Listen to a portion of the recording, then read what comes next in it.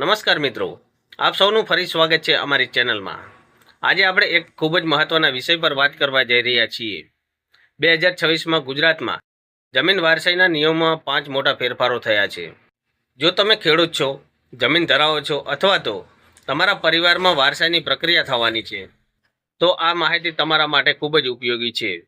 તો ચાલો સૌપ્રથમ સમજીએ કે વારસાઈ એટલે શું। જ્યારે કોઈ ખેડૂત ખાતેદારનું અવસાન થાય છે ત્યારે તેની મિલકત તેના કાયદેસર વારસદારોના નામે ટ્રાન્સફર કરવામાં આવે છે। આ પ્રક્રિયાને વારસાઈ નોંધ અથવા મ્યુટેશન એન્ટ્રી કહેવામાં આવે છે। હવે દર્શક મિત્રો જોઈએ કે 2026ના 5 મોટા ફેરફારો કયા છે। તો પહેલો ફેરફાર, દીકરીઓનું નામ ફરજિયાત। હવે નવા નિયમ મુજબ ખેડૂત ખાતેદારના અવસાન બાદ દીકરા અને દીકરી બંનેના નામ 7/12માં ચઢાવવું ફરજિયાત છે। અગાઉ ઘણી વખત દીકરીનો હક નથી લેતી તેવું કહીને સીધો દીકરાના નામ ખાતેદારમાં ચડાવવામાં આવતા હતા। આવું હવે શક્ય નથી રહ્યું। પ્રથમ તબક્કે તમામ કાયદેસર વારસદારોના નામ દાખલ કરવાના રહેશે। ત્યારબાદ જો કોઈ પોતાનો હક છોડવા માંગે તો કાયદેસર પ્રક્રિયા દ્વારા નામ કમી કરી શકાય છે।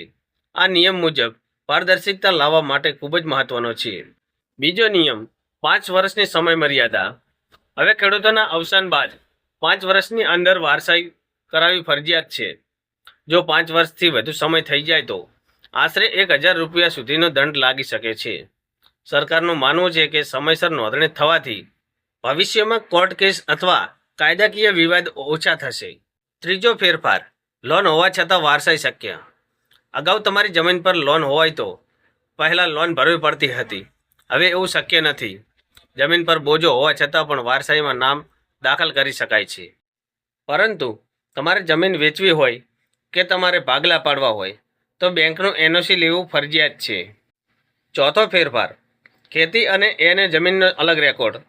જો એક જ ખાતામાં ખેતી અને એને બંને પ્રકારની જમીન હોય તો હવે રેકોર્ડ બંને અલગ અલગ દર્શાવવાના રહેશે।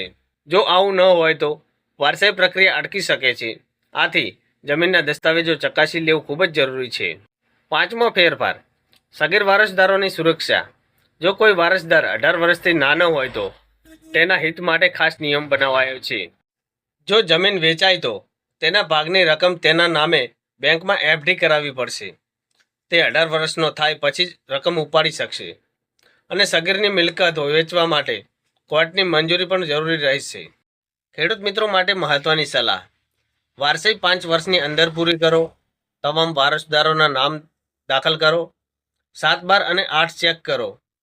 બેંક બોજો હોય તો માહિતી લો અને સગીર હોય તો કાયદાકીય સલાહ લો। અને હા દર્શક મિત્રો, આ માહિતી તમને ઉપયોગી લાગી હોય તો વિડીયોને લાઈક કરો, વિડીયોને શેર કરો અને ચેનલને સબસ્ક્રાઈબ કરવાનું ભૂલતા નહીં। આભાર। જય જવાન, જય કિસાન।